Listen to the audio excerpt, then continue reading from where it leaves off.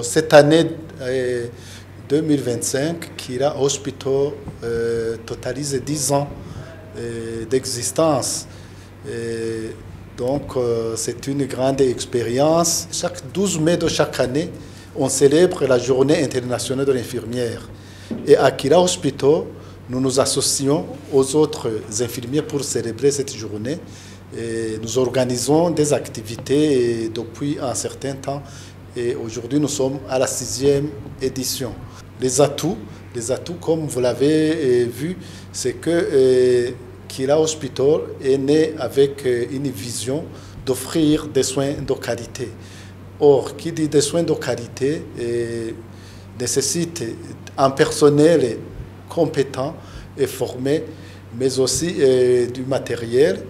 Alors, Kira nous offre un cadre pour ça.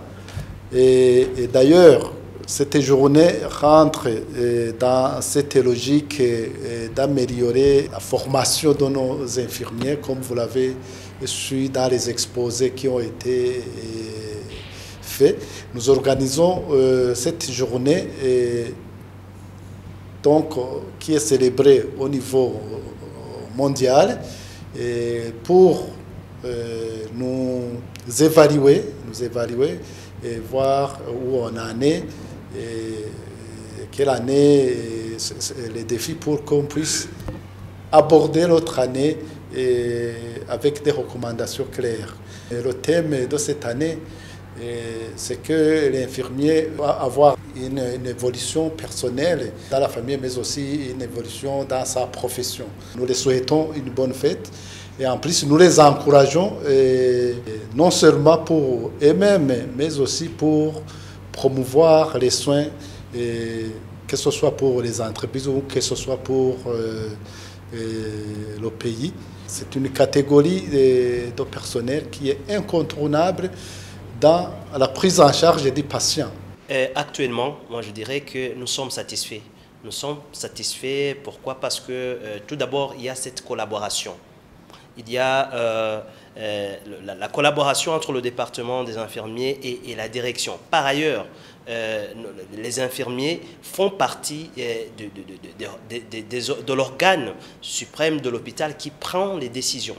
Il y a des infirmiers, il y a un infirmier. Moi-même, je siège au niveau du comité de direction, c'est-à-dire que les questions d'ordre professionnel sont échangées au moment où je suis là, et je suis en fait du moins satisfait parce que nous sommes impliqués et nous sommes valorisés. Bien sûr, les défis ne manquent pas, mais quand même, nous avons un cadre de dialogue et nous avons aussi un cadre où nous pouvons aussi contribuer dans la prise de décisions par rapport au projet des soins infirmiers et à la politique générale de l'hôpital. Je commencerai à évoquer les défis d'ordre généraux. J'évoquerai notamment l'absence d'un département ou d'une direction au sein du ministère de la Santé publique et de la lutte contre le sida.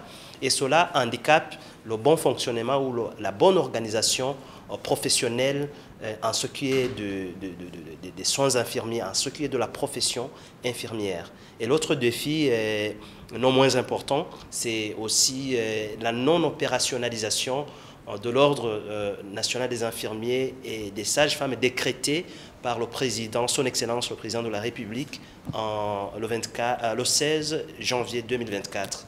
Alors, cette absence de l'opérationnalisation, c'est aussi un handicap.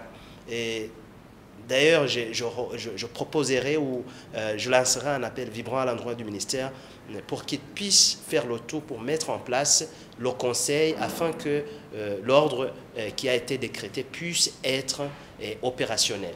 Effectivement, ce défi a un impact